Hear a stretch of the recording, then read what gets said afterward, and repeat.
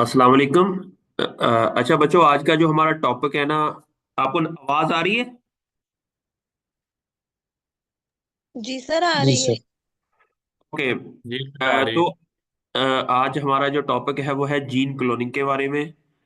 तो what is gene cloning? What are the techniques that is can be use for cloning a gene? और फिर हम इसमें कौन कौन से ऐसे एथिकल कंसीडरेशंस भी हम स्टडी करेंगे कि कहाँ कहाँ जीन क्लोनिंग करनी चाहिए और किस जगह जीन क्लोनिंग नहीं करनी चाहिए। तो इस सब के बारे में हम आज डिटेल से पढ़ेंगे।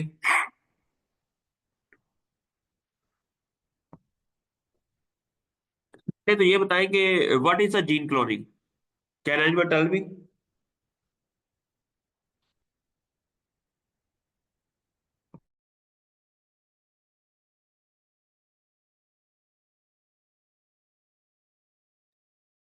सर अगर जीन्स की कॉपीज बनाए तो वो जीन्स क्लोनिंग होती है। क्या मतलब? सर जीन्स की जब कॉपीज बनाते हैं हाँ, जीन की तो कॉपी क्या जिस कहते हैं, उसको जीन क्लो एम्प्लीफिकेशन ऑफ जीन। ओके, जिस तरह हम एक नॉर्मल कोई पेज होता है उसका प्रिंट करते हैं तो वो उसकी कॉपी हो जाती है। जब प्रिंटर से हम उसकी कॉपी बनाते हैं तो नए पेज के ऊपर उसकी कॉपी हो जाती है। इसी तरह ही जब हम एसेक्सुअल प्रोपेगेशन करते हैं कि हम एक प्लांट का एक पार्ट लेते हैं और उससे एक नया पौधा बना लेते हैं, इसे हम कहते हैं प्रोपेगेशन या एसेक्सुअल प्रोपेगेशन। इसी तरह एक पौधे की एक नई कॉपी बन जाती है। तो जीन क्लोनिंग भी एग्जैक्टली द सेम है कि आप इस एक ऐसी मॉलिक्यूलर बायोलॉजी की एक टेक्निक है जिसके अंदर हम जीन की कॉपीज बनाते हैं। अच्छा, अब जीन की कॉपी बनाने का मकसद क्या है? पहली तो ये बात, कैन एनीवन टेल मी कि why we copy the gene? ये हमने ना डिस्कशन करनी है। मुझे पता है आप लोगों को आता है, जस्ट हम इसके एक किस्म का ना हम आपस में डिस्कशन करके इस टॉपिक को समझने की कोशिश करेंगे। जी बताएं। सर उसको स्टडी करने के लिए उसका इफेक्ट या उसका फंक्शन या उससे रिलेटेड कुछ भी। हाँ एग्जैक्टली हम जीन क्लोन इसलिए करते हैं कि पहली बात तो ये है कि वो जीन फंक्शन क्या करता है। ठीक है। वो फंक्शन एक्चुअली मकसद ही यही है कि वो फंक्शन क्या करता है, कि उसको कैसे हम यूज कर सकते हैं। लेकिन इस सारे प्रोसेस के से पहले क्लोन करते कैसे हैं, ये क्वेश्चन है आगे। भी आपका क्वेश्चन ठीक था कि हम इससे जीन का फंक्शन स्टडी करते हैं, कि ये कैसे करते हैं। नेक्स्ट क्वेश्चन इज दैट, जी इसके बारे में जी आपकी एक्टिव पार्टिसिपेशन मुझे चाहिए आप सबकी ना। मैं साथ साथ लोगों को मुझे पता है कि कौन कौन ऑनलाइन है और कौन कौन नहीं बोल रहा। जी बताएं। Sir sir parent DNA plant से होती है। क्या करते हैं? DNA Samaha. Replication. Sir parent plant से जीन लेकर आइडेंटिकल जीन लेकर न्यू प्लांट में इंसर्ट करा के उसके क्लोन्स बनाते हैं, कॉपीज बनाते हैं। ओके। वजीहा।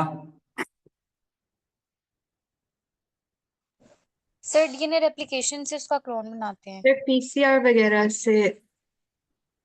ठीक हो गया, पीसीआर से भी हम इसको क्लोन कर लेते हैं। ठीक हो गया। अच्छा, जीन क्लोनिंग जो एक फंडामेंटल सबसे बेसिक टेक्निक है मॉलिक्यूलर बायोलॉजी के अंदर ना, और उसके अंदर हम क्या बनाते हैं कि कॉपीज ऑफ स्पेसिफिक जीन। अब जीन हम जीन ही की ही कॉपी क्यों बनाते हैं? आयशा, मैं क्वेश्चन पूछूंगा तो आपने आंसर देना, इसलिए सबका इधर रहना लाजमी है। Ayesha, yes sir. वाई वही जीन की ही कॉपी क्यों बनाते हैं? ताकि सर वो जो प्लांट के अंदर वो जीन स्पेसिफिक फंक्शन कर रही है तो वो अगर हमने उसको आगे फर्दर वैरायटीज में भेजना है तो वो उधर भी वही परफॉर्म करती रहे। ओके। ओके, उसके लिए सबसे पहले हमें जीन को आइसोलेट करना पड़ेगा। जीन आइसोलेशन कैसे करेंगे? Tuba, how we can isolate the gene?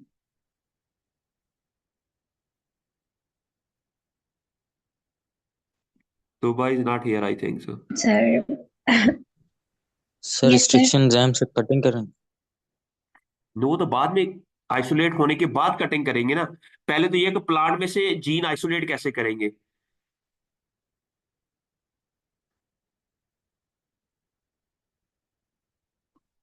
उसके लिए सबसे पहले हम प्लांट में से डीएनए आइसोलेट करेंगे, क्योंकि डीएनए आइसोलेट करेंगे तो जीन्स डीएनए के ऊपर होते हैं, क्रोमोसोम्स के ऊपर होते हैं ना। क्रोमोसोम के अंदर कौन कौन सी चीजें दो होती हैं, एक होता है डीएनए, एक होती है प्रोटीन। जब हम डीएनए आइसोलेट करते हैं और उसी डीएनए के ऊपर या क्रोमोसोम्स के ऊपर क्या होते हैं, जीन्स। जब हम प्लांट में से डीएनए आइसोलेट कर लेते हैं तो हमारे पास जीन्स भी आइसोलेट हो जाते हैं। फिर उसमें से हमने अलहदा करने होते हैं, क्लोन करने होते हैं। फिर पहले तो आइसोलेशन है ना, वो क्लोनिंग नहीं है, वो आइसोलेशन है। आइसोलेशन के बाद हम जीन को क्लोन करके अलहदा करना, उसके लिए हम पीसीआर लगाते हैं। क्या लगाते हैं, पीसीआर। पीसीआर। ठीक, ठीक है। और ये this process involve the isolation of gene from organism genome followed by the insertion of this gene into a vector। अब वेक्टर क्या होता है, व्हाट इज अ वेक्टर। से बेसिकली कैरियर जो होता है। ये कैरियर होता है, इसके अंदर हम जीन ट्रांसफर कर देते हैं, जब क्लोन कर देते हैं। और वो जीन जो है, फर्ज किया हमने वो जीन एक प्लांट में से आइसोलेट करके दूसरे प्लांट में ट्रांसफर करना है। तो वो एक प्लांट से वो जीन, हम जिस तरह हम फर्ज किया हमने इस पंजाब यूनिवर्सिटी से एक ईंटें लेके जानी है डीएचए में, तो हम क्या करेंगे कि एक ट्रॉली लेंगे, उसके अंदर वो ईंटें रख देंगे और वो ईंट ट्रॉली फिर डीएचए चले जाएगी और वहां जाके वो उन उन ईंटों को वो वहां ट्रांसफर कर देगी। इसी तरह ही जो वेक्टर है, हम एक प्लांट में से डीएनए आइसोलेट करके उसमें से जीन पीसीआर के थ्रू आइसोलेट करके उसको एक प्लाज्मिड के अंदर क्लोन कर देते हैं। उस प्लाज्मिड को आप कहते हैं वेक्टर। वो plasmid act as a vector, वो क्या करता है कि उस वेक्टर को फिर हम एक एग्रोबैक्टीरियम के अंदर ट्रांसफर कर देते हैं। वो एग्रोबैक्टीरियम के अंदर वो जो प्लाज्मिड होता है वो जीन ट्रांसफर कर देता है दूसरे प्लांट के अंदर। इस तरह हम उस प्लाज्मिड को क्या कहते हैं, एज ए वेक्टर। ठीक है। और उसके लिए ये हमें वो जीन आइसोले क्लोनिंग के अंदर, वो ट्रांसफॉर्मेशन के अंदर हमें हेल्प करता है। ठीक है। Which facility the replication gene within host organism usually bacteria और यीस्ट। क्या ability to clone gene has revolutionized the field of genetics and biotechnology। ये कैसे रेवोल्यूशनाइज हुई, क्यों हुई कि ये, इससे पहले क्या बायोटेक्नोलॉजी या जेनेटिक्स इतनी इंपॉर्टेंट नहीं थी कि जीन क्लोनिंग आई तो ये रेवोल्यूशनाइज हुई। व्हाट डज इट मीन, शहर बनो।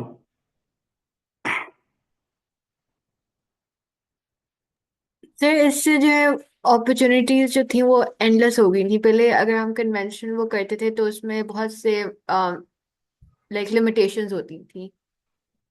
ओके, कौन सी लिमिटेशन थी और अब वो लिमिटेशन के ऊपर कैसे अफेक्ट हुआ, क्या हुआ। सर हम लाइक टारगेटेड जो उनकी लाइक जीन्स हैं, टारगेटेड जो क्वालिटीज हैं उनको टारगेट कर सकते हैं और उनको हम मॉडिफाई कर सकते हैं। पहले तो मतलब चांस पे होता था कि वो होती हैं नहीं, लाइक उनमें से बेस्ट को सिलेक्ट करके फिर उनको आगे हम लेके चलते थे। ओके जी। अच्छा, अब है कि इसकी ये जो सिग्निफिकेंस क्या है जीन क्लोनिंग की, कि हम इसको रिसर्च के अंदर यूज कर सकते हैं, एग्रीकल्चर के अंदर, मेडिसिन के अंदर। इसकी बड़ी एप्लीकेशंस हैं जो हम ऑलरेडी डिस्कस कर चुके हैं। ठीक है। और इसके अलावा हम जीन क्लोनिंग को स्टडी कर सकते हैं, जिस तरह शुरू में वजीहा ने बताया कि हम जीन का फंक्शन स्टडी कर सकते हैं। और फिर इवन हम इससे जीन का किन किन अदर जीन्स के साथ, किन किन एक जीन से जो प्रोटीन बनती है वो अदर प्रोटीन्स के साथ कैसे इंटरेक्शन कर सकती है, ये भी हम मालूम कर सकते हैं। इवन हम जीन के, अगर हम जीन को आइसोलेट करें, क्लोन करें और इसको सीक्वेंसिंग कर लें। जीन सीक्वेंसिंग क्या होती है Fatima, what is a gene sequencing और DNA sequencing.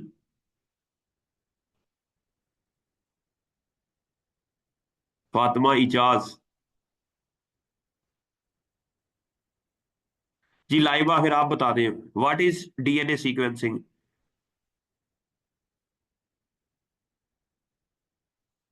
Laiba is not here. Shazia. जी सर, ये एक प्रोसेस है जो बिल्डिंग ब्लॉक्स को बनाता है। ये एडेनिन, गुआनिन, साइटोसिन, थायमीन जो है ये इनकी इससे अरेंजमेंट को, ऑर्गेनिज्म। जी जी, इसकी, जी एक प्रोसेस ऑर्गेनिज्म। है। ओके, इसका पूरा प्रोसेस आप बता सकती हैं कि कैसे करता है ये काम? और सर ये जो हमारे पास ये AGCT है जो DNA और RNA बनाता है ऑर्गेनिजम्स का। उसकी जो हमें पता लग जाता है कि एक जीन के अंदर कितने ए हैं, कितने जी हैं, कितने टी हैं, और फिर उसकी जी अरेंजमेंट भी हमें बता देता है कि हाँ उसकी जी। अरेंजमेंट क्या है, वो भी हमें इस सारे प्रोसेस के थ्रू पता चल जाती है। ठीक हो गया। और जी इससे हमें फर्ज किया हमें ये भी पता चल जाता है कि अगर हम फर्ज का एक ह्यूमन है, उनका जीन सीक्वेंस कर लें, तो अगर हमें उसका होल जीनोम सीक्वेंस कर लिया कर लें, तो हमें ये पता चल सकता है कि इस स्पेसिफिकली इस इंडिविजुअल को कौन सी जेनेटिक डिसऑर्डर हो सकते हैं। अब ये जेनेटिक डिसऑर्डर क्या होते हैं, जेनेटिक डिजीजेस क्या होती हैं? समाहा।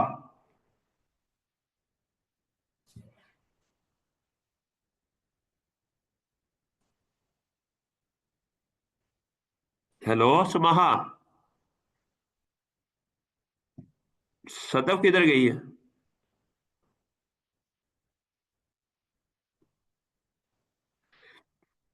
मैन आप बताएं, what are genetic disorder?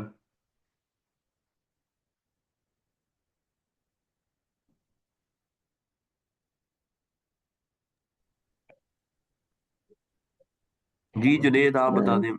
Ji Shazia. Sir जो म्यूटेशन हो जाती है जीन्स में इस कोई वजह ऐसा से। जेनेटिक डिसऑर्डर आप बताएं जो ह्यूमन के अंदर होता है और उसकी वजह से ये आती है डिजीज।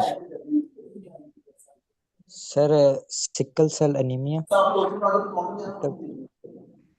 और और sir cancer. Sir haemophilia. Sir down haemophilia. Syndrome भी। हाँ इसकी तरह के डिफरेंट तरह के ये जो है ना डिसऑर्डर्स हैं, ये अगर हम जीन क्लोन कर लें और उसको सीक्वेंस कर लें, and we can easily understand that कि कौन से जेनेटिक, और इवन इस ये जो हम म्यूटेशन ब्रीडिंग कर रहे हैं, तो इसके अंदर भी हम जी क्या जी। करते हैं कि हम जेनेटिक डिसऑर्डर पैदा करते हैं, या जेनेटिक डिसऑर्डर या genetic new order, genetic new order. हम जीन्स के अंदर म्यूटेशन करके, तो देर इज अ पॉसिबिलिटी कि हम ना एक नए करेक्टर डेवलप कर सके जीन्स के अंदर, प्लांट्स के अंदर, और उससे हम एक नई किस्म की जो है ना वो क्रॉप्स तैयार कर लेंगे। उसके अंदर डिफरेंट कलर्स होगा, डिफरेंट कलरिंग पैटर्न होगा, उसके अंदर वो डिफरेंट ड्राउट ससेप्टिबिलिटी होगी, उसके अंदर डिफरेंट पैथोजन रेजिस्टेंस होगा।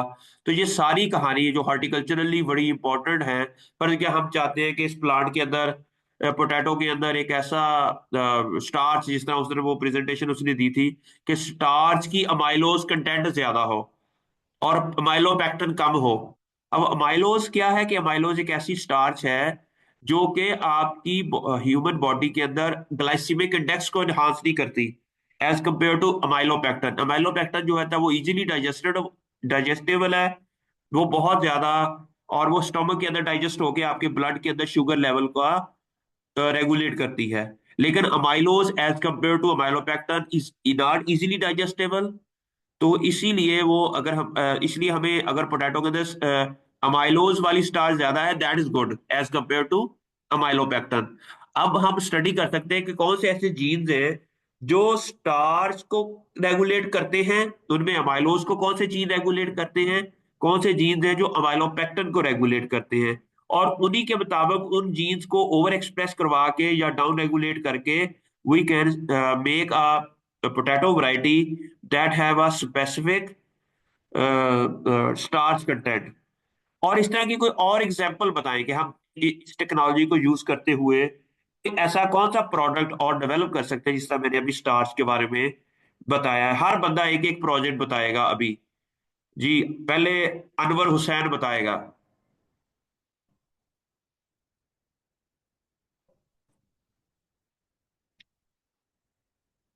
आयशा। सर आप क्वेश्चन रिपीट कर सकते हैं तो ये है कि वो हमने दरम्यान से ना आवाज। अभी जीन्स को यूज करते हुए किसी क्रॉप के अंदर कोई इंप्रूवमेंट करनी है, कौन सा ऐसा चीज है जिसको हम इंप्रूव करके जेनेटिक इंजीनियरिंग के थ्रू हम कोई प्रोजेक्ट, हॉर्टिकल्चरली इंपॉर्टेंट प्रोजेक्ट को हम कर सकते हैं स्टडी। सर ये तो मतलब एक वास्ट टॉपिक है, मतलब हम कोई भी वेजिटेबल के सिर्फ ऊपर जो हाँ, डिजीज रेजिस्टेंस के ऊपर काम कर सकते हैं कि वो उसको उसके उस डिजीज से रेजिस्टेंट करवा सकते हैं, जो स्पेसिफिक वेजिटेबल्स हैं या फ्रूट्स कोई वगैरह। ऐसी वेजिटेबल फ्रूट क्रॉप ऐसी डिजीज और जिसको ऑलरेडी किसी ने कंट्रोल किया हो, जो आपके जेहन में हो कि हम इन जीन्स को टारगेट करें तो ये डिजीज को कंट्रोल किया जा सकता है इन दैट हॉर्टिकल्चरल क्रॉप या फ्लोरिकल्चरल क्रॉप। सर हम पोटैटो के अंदर कोई ऐसी जीन्स को टारगेट कर सकते हैं जो उसकी अमाइलोज प्रोडक्शन को एनहांस करे, इंक्रीज करे, ताकि हम स्टार्च कंटेंट जो है वो उसमें ज्यादा कर सकें, प्रोडक्शन उसकी ज्यादा कर सकें। एग्जैक्टली। ठीक हो गया, और कोई? That's great. और कोई? हर एक ने बताना है एक एक प्रोजेक्ट। जी फातिमा।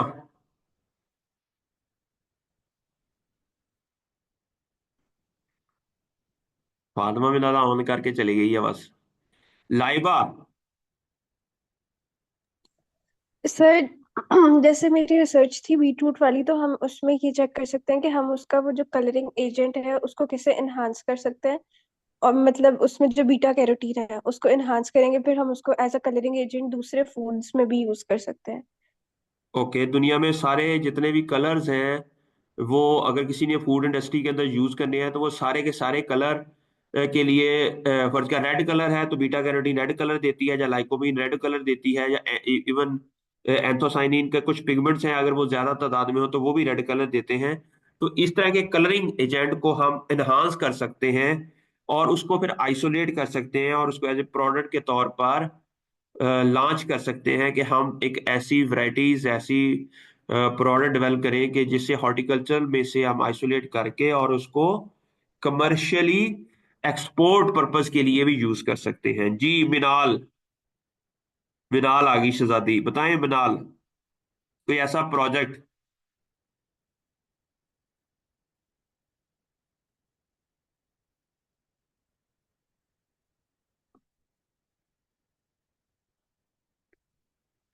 अल्लाह अकबर कबीरा। अच्छा जी, अब Zainul Abideen, please tell me any horticultural problem. तो बताएं कि प्रॉब्लम क्या है, फिर उसको हल कैसे कर सकते हैं। सर ये जैसे राइस के अंदर विटामिन ए कम होता है, तो उसको इन्वेस्टमेंट करने के लिए हम ड्रोन के जरिए कर सकते हैं, और फ्लड ओके, और देन ये बात आपकी बहुत अच्छी है क्योंकि ऑलरेडी लोगों ने विटामिन ए को, क्या प्रिकर्सर क्या है विटामिन ए का? सर। विटामिन ए का वो जिससे बनता है उसको उसको प्रिकर्सर कहते हैं ना। वो कौन सा है जिसको हम इनहांस करें पोटैटो जो जो राइस है उसकी सीड के अंदर, तो जब हम खाएं तो वो विटामिन ए में कन्वर्ट हो जाए। जैन वो होता है बीटा कैरोटीन। जो बीटा कैरोटीन है अगर हम उसके राइस के ग्रेन के अंदर ज्यादा एक्सप्रेस कर दें तो उससे क्या होगा, क्योंकि ऑलरेडी बीटा कैरोटीन जो है राइस के ग्रेन में नहीं होती, जिसकी वजह से जो लोग ज्यादा राइस करते हैं उसके अंदर विटामिन ए की कमी हो जाती है, जिसको हम रिकेट्सिया कहते हैं। अगर हम इसका एक जीन होता है जिसे एनसी वो जो है ना बीटा कैरोटीन, उसकी बायोसिंथेसिस के अंदर एक जीन इन्वॉल्व है, अगर हम उनको स्टडी कर लें और उसको ओवर एक्सप्रेस करवा दें इसके अंदर राइस की इसके अंदर सीड के अंदर, तो वी कैन इजिली वो कर सकते हैं कि इस प्रॉब्लम को हल कर सके। ये तो होगी अग्रानोमिक क्रॉप। जैन कोई ऐसी हॉर्टिकल्चरल क्रॉप के ऊपर काम बताओ जो हम कर सकते हैं और उससे हम we can do some miracles in horticulture industry.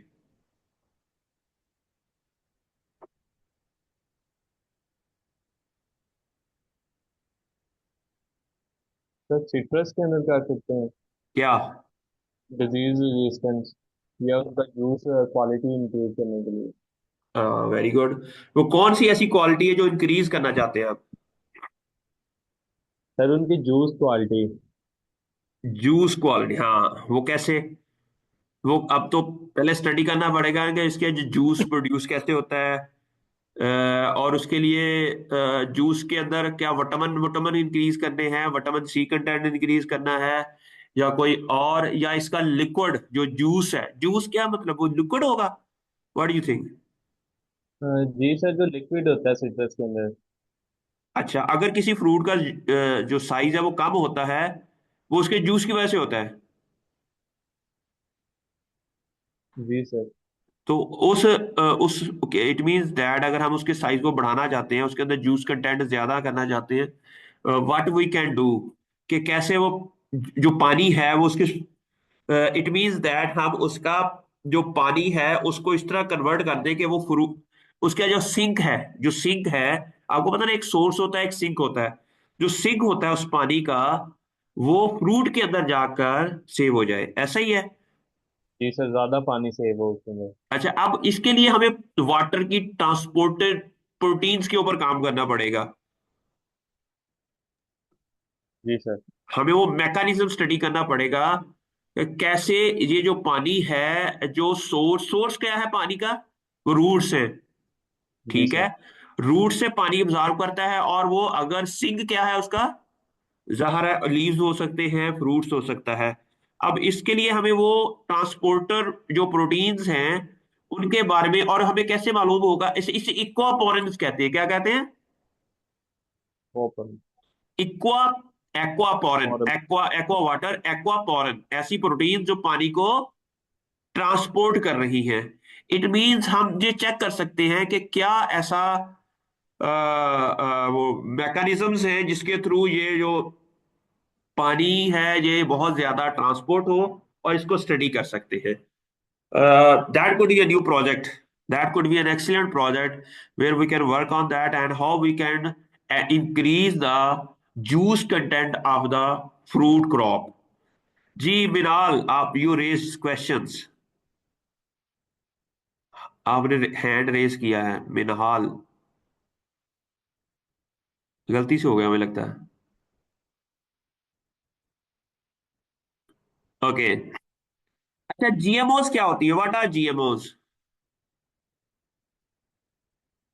Genetic modified genetic organism. Modify organism. Okay, जिसके अंदर हम जीन ट्रांसफर करते हैं उसे हम क्या कहते हैं? अच्छा, जीएमओ के थ्रू हम क्या एप्लीकेशन हो सकती है, वो अभी आपने हम काफी हद तक बता दिया कि जीएमओ से हम environmental stress tolerance, food security को एनहांस कर सकते हैं, और इसके अलावा एक स्पेसिफिक ट्रेड्स हैं जो प्लांट्स के अंदर, और उसकी वजह से हम उसकी इंप्रूव यील्ड और न्यूट्रिशनल वैल्यू, ये सारी कहानी अभी हमने स्टडी किया कि डिफरेंट प्रोजेक्ट्स हैं और जिसको हम यूज करते हुए ये काम हम कर सकते हैं। इसके अलावा इसकी बहुत बड़ी जो इंस्ट्रूमेंट्स हैं, मेडिसिन हैं, आजकल जो मेडिसिन हैं उसके अंदर इसकी बहुत ज़्यादा एप्लीकेशंस हैं, जिस तरह मैंने जेनेटिक डिसऑर्डर को हम खत्म कर सकते हैं, जीन थेरापी है, और उसके अलावा हम डिफरेंट एंटीबॉडीज हैं, लाइक हम जब हमें शुगर होती है, तो हमारे लिए बॉडी के अंदर क्या प्रोड्यूस होता है शुगर को कंट्रोल करने के लिए? इंसुलिन। इंसुलिन। इंसुलिन। अच्छा, अब इंसुलिन, अगर हम इंसुलिन के इंजेक्शन लगाते हैं, अगर हम वो अब इंसुलिन वो लेते कहाँ से हैं जिसको हम इंजेक्शन लगाते हैं? फार्मेसी से सर। कहाँ से? फार्मेसी से। फार्मिंग सर से। बैक्टीरिया से। अच्छा, बैक्टीरिया से। लोग क्या करते हैं कि इस ह्यूमन इंसुलिन का जो जीन है ना उसको, या उसी से मिलते जुलते जो इंसुलिन जो होती है ना गाय के अंदर, भैंस के अंदर, गोट के अंदर, उसको किल सर करते हैं पेनक्रियास से भी निकाल सकते हैं, पेनक्रियास जो। अच्छा, ह्यूमन पेनक्रियास से निकाल सकते हैं हम, या एनिमल के पेनक्रियास से? एनिमल एनिमल के। अच्छा, इसके लिए ना हमें बहुत बड़ा ज़ाहिर एक फार्म बनाना पड़ेगा, वो खर्चा है। लोग क्या करते हैं कि इसके जीन को ना आइसोलेट करके किसी बनाना में ट्रांसफर कर देते हैं, फिर क्या बनाना की फ्रूट के अंदर अगर इंसुलिन भी प्रोड्यूस हो साथ, तो उससे क्या होगा कि हमारी जो शुगर को डाइजेस्ट करने वाली, या जो भी इंसुलिन जो इसको शुगर के लेवल को मेंटेन रखती है, तो वो भी साथ ही हम खाएंगे। तो इससे हम एज ए मेडिसिन के तौर पर भी हम जीन थेरापी या जीएमओस को यूज कर सकते हैं वैक्सीन डेवलपमेंट के लिए। कोई ऐसा साइटोकाइंस है, हमारी बॉडी के अंदर हार्मोन चाहिए होते हैं, हमें एंटीबॉडीज चाहिए होती हैं, फिर इसके अलावा कोई ऐसी ड्रग्स हैं जो हमारी बॉडी को चाहिए होती हैं, तो हम उन ड्रग्स को ओवर एक्सप्रेस करवा सकते हैं प्लांट्स के अंदर थ्रू बायोटेक्नोलॉजी और हमारी हॉर्टिकल्चर प्लांट को हम एज ए मेडिसिन के तौर पर भी यूज कर सकते हैं। जी Laiba, you want to ask something?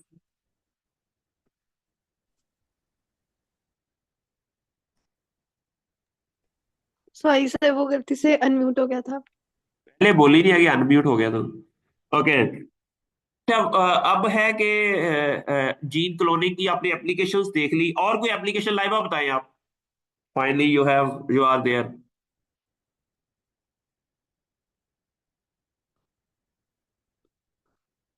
Sir sorry, question repeat करिएगा।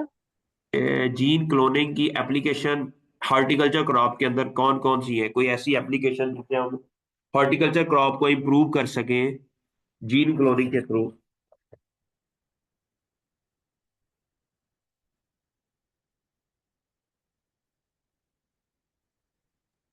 सर इसकी तो मतलब एक वास्ट एप्लीकेशन है ना। हम लोग सर जैसे हम किसी हील को एनहांस करने के लिए भी कोई हमें उसका कोई भी एक एस्पेक्ट ले लें, उसका फ्रूट कलर वगैरह एनहांस करने के लिए हम जब चेक करेंगे, पहले स्टडी करेंगे उसकी जीन क्लोनिंग के साथ, देन फिर हम उस पर एक्सपेरिमेंट्स करेंगे और उसको अपने उसमें लेकर आएंगे एक्सीलेंट। अच्छा, अब साइंस क्या यूज है में। जीन क्लोनिंग के आगे? उसके लिए हमें ज़रा स्टेप बाय स्टेप गाइड करना होता है। सबसे पहले हमने जीन आइसोलेट करना होता है, और उसके बाद फिर हमने क्या करना होता है कि एक्सट्रैक्शन है, फिर यूजर वेक्टर है, फिर उसकी ट्रांसफॉर्मेशन है, फिर सिलेक्शन ऑफ क्लोन जीन है। ये सारे प्रोसेस जो है, हमें इसके लिए आपको ये सारी टेक्निक्स फिंगर टिप्स पे आनी चाहिए। What is DNA extraction, why we use vectors, what is transformation, and what is the selection of cloned gene. इन सब की डेफिनेशंस और इसकी डिटेल मैं क्लास में पेपर में आपको पूछ सकता हूँ। ठीक है, वो चाहे मैं नोट्स दूं या ना दूं। हम इसके बारे में आप लोगों ने ना आपस में ग्रुप में स्टडी करना है, और आपने इसके बारे में डिटेल पढ़नी है कि what is this and why we use these. आवाज नहीं आ रही? आ रही है सर। जुनेद को नहीं आ रही, मुझे आ लगता है रही ना। है। सर ओके, मेरी आवाज आ रही है? अब तो आ रही है आपकी आवाज, पहले नहीं था आ सर रही। मैं इतनी देर से कर रही हूँ, इतनी देर से मैं अनम्यूट कर रही हूँ, मुझे अनम्यूट करना ही नहीं आ रहा था।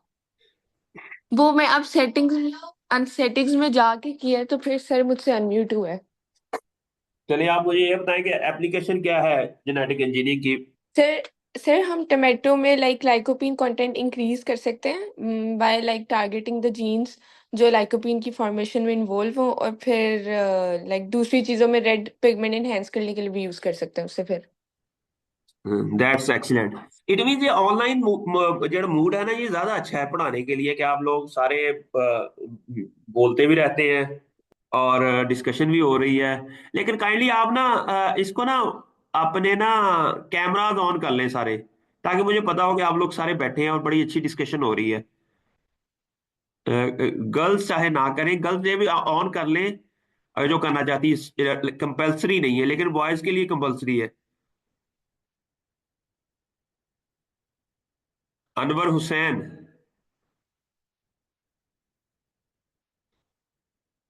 Yes sir. करें करें ऑन सारे। आप ना अपने कैमरा शैमरा ऑन करें, ताकि मुझे पता चलो कि आपकी खूबसूरत चेहरों को तो देखें हम।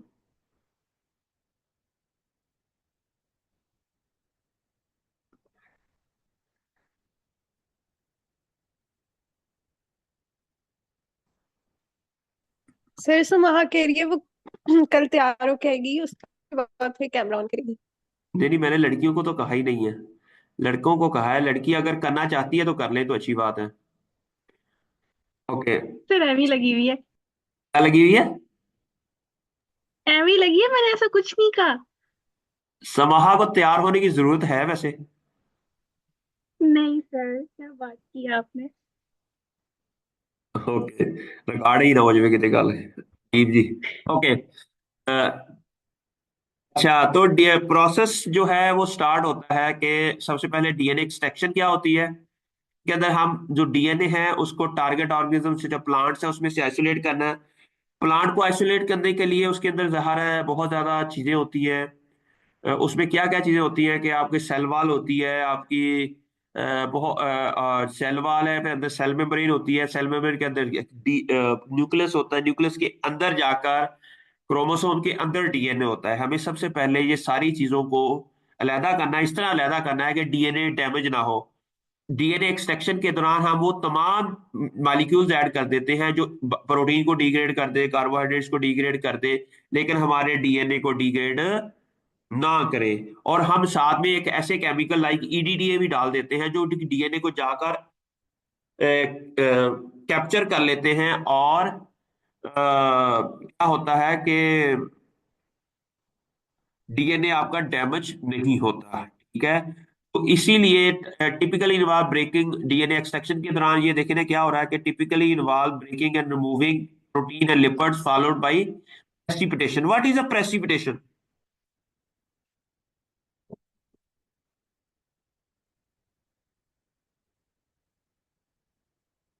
जी, कोनैन। मेरा कोनैन किधर है? सर मुझे लगता है क्लास ज्वाइन करके सो गया। ਮੈਨੂੰ ਲੱਗਦਾ ਹੈ, ਤਾਂ ਹੀ ਤਾਂ ਮੈਂ ਕਹਿ ਇਹਨਾਂ ਨੂੰ ਵੀ वीडियो ऑन करो। तो ਜਿਹੜੇ वीडियो जैन वगैरह नहीं ना ऑन कर रहे, मैंने आज के बाद जो कहना है कि जो मैंने कहा और वो ना किया तो उसके भी नंबर है। अगर आप लोगों ने नहीं मानना ना ये बातें इस तरह की, तो दिस इज रियली बैड। आप लोगों को कहा जाता है और आप लोग ना वो कर नहीं रहे ना।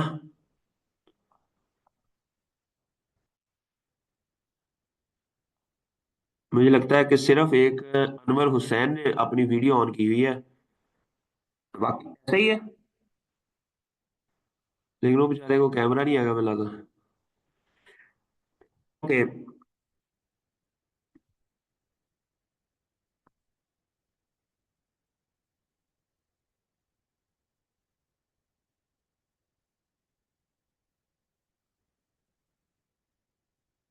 The DNA को once the DNA is extracted, it can be analyzed and prepared for cloning। जब डीएनए आइसोलेट हो जाता है तो उसके बाद फिर हम क्या करते हैं, उसको एनालाइज करते हैं क्लोनिंग के लिए, और इसको फर्दर क्लोनिंग के लिए हम यूज करते हैं। ठीक है, उसमें क्लोनिंग के डिफरेंट मेथड्स हैं। अब वो मेथड्स कौन कौन से हैं?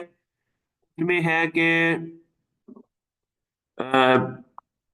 DNA is extracted can be analyse. उसमें सबसे पहले तो हमारा है यूज ऑफ वेक्टर यूज करते हैं।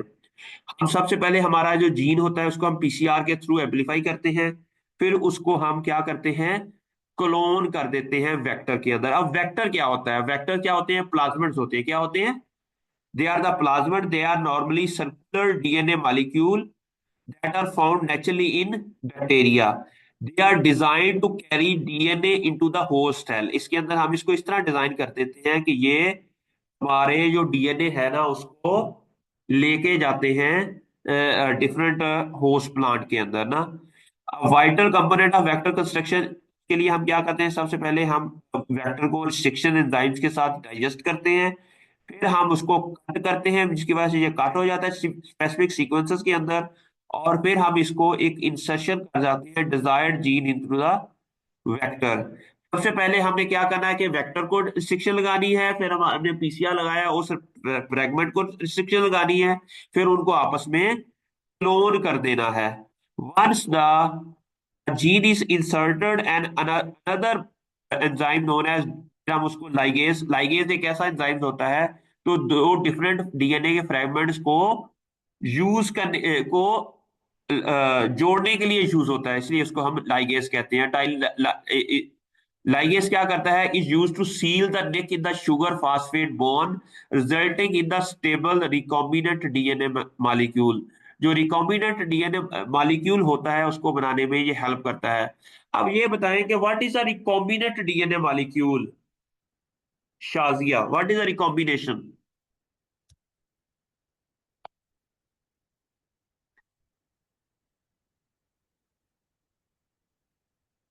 Laiba, what is recombinant?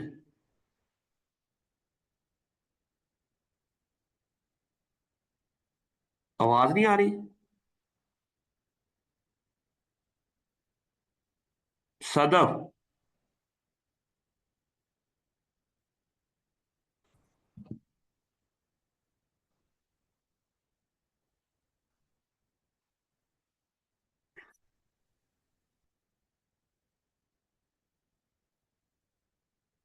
Okay. जो रिकॉम्बिनेंट मालिक्यूल क्या होता है जुनेद, आप बता दें बच्चे। आवाज नहीं आ रही क्या? सर जुनेद का कब से कह रहा है, उसको आवाज नहीं आ रही, उसने मैसेजेस भी किए हैं। चले आप बता दें फिर Samaha, what is recombinant DNA sir molecule? मुझे भूल गया। ओके। जिसके अंदर हम डिफरेंट डीएनए जो है ना वो आपस में रिकॉम्बाइन करते हैं। जिस तरह ये डीएनए आइसोलेट किया, पीसीआर लगाया, उसको वेक्टर के अंदर ट्रांसफॉर्म कर दिया, इसको हम क्या कहते हैं? रिकॉम्बाइन। क्या किया हमने? रिकॉम्बाइन। दोबारा से हमने डीएनए को रिकॉम्बाइन किया और इसको हम कहते हैं रिकॉम्बिनेंट डीएनए टेक्नोलॉजी। इसके थ्रू हम जीन को ट्रांसफर कर देते हैं और इसको ट्रांसफर करते हैं फार्म में किसी बैक्टीरिया के अंदर, और उस बैक्टीरिया को हम कहते हैं, उसके लिए डिफरेंट मेथड यूज करते हैं। जब प्लाज्मिड के अंदर जीन क्लोन हो जाता है उसको फिर ट्रांसफॉर्मेशन करते हैं, उसके लिए डिफरेंट हीट शॉक मेथड्स होते हैं और इलेक्ट्रोपोरेशन होता है, और जिसके थ्रू हम आफ्टर द ट्रांसफॉर्मेशन जीन जो है वो इसको सक्सेसफुली ट्रांसफर कर देते हैं, और फिर हम उस ट्रांसफॉर्मेशन की Gene जो cloning है ना has revolutionized horticulture by selection providing करते हैं अपने innovative different solutions to antibiotic enhance crop resistant quality, marker के ऊपर, yield, और इस तरह and हमारा resilience. जीन जो है This वो ट्रांसफर biotechnological हो जाता process है involves isolating specific एक genes from बैक्टीरिया one के अंदर। organism and तो inserting them ये into हमारा another, यहाँ तक ये often through a vector like a जो plasmid, to replicate and express desired traits. In horticulture, gene cloning has been instrumental in producing genetically modified (GM) crops with superior characteristics. For instance, crops such as Bt cotton and Bt corn have been engineered to carry a gene from the bacterium Bacillus thuringiensis, which produces a protein toxic to specific insect pests, reducing the need for chemical pesticides. This not only improves crop health, but also promotes environmental sustainability. Additionally, gene cloning has enabled the development of virus-resistant crops, like genetically modified papayas, which were engineered to resist the papaya ring spot virus, PRSV, saving the papaya industry in Hawaii from near collapse. The technology also plays a significant role in enhancing the nutritional content of crops. Golden rice, for example, was developed by inserting genes that allow the rice to produce beta-carotene, a precursor to vitamin A, which can help combat vitamin A deficiency in developing countries. Furthermore, gene cloning has been used to improve drought and salt tolerance in crops, making them more adaptable to harsh environmental conditions. Crops such as genetically modified tomatoes and maize have been designed to withstand periods of water scarcity and saline soils, which are becoming more prevalent due to climate change. This capability not only improves agricultural productivity in areas with challenging climates, but also helps ensure food security in regions where water is limited.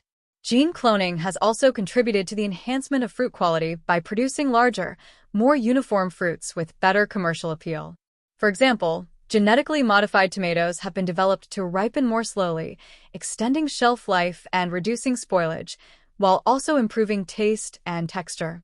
Additionally, cloning genes related to flower color and fragrance has been applied in the floriculture industry, resulting in new varieties of roses and other ornamental flowers with enhanced colors and scents, which are in high demand for the flower market. The clonal propagation aspect of gene cloning also ensures the consistent production of high-value horticultural plants, such as fruit trees and medicinal crops, ensuring that desirable traits are passed on uniformly across generations. Moreover, gene cloning allows for more precise disease resistance, enabling crops to fend off common pests and pathogens without relying heavily on pesticides. Through these applications, gene cloning is reshaping horticulture, improving both the quantity and quality of crops, while also addressing global challenges like climate change, food security, and environmental sustainability. However, the widespread use of genetically modified crops also raises ethical considerations regarding biodiversity, food safety, and the potential for unintended ecological consequences. As research progresses, gene cloning continues to hold promise for a more sustainable and resilient future in agriculture.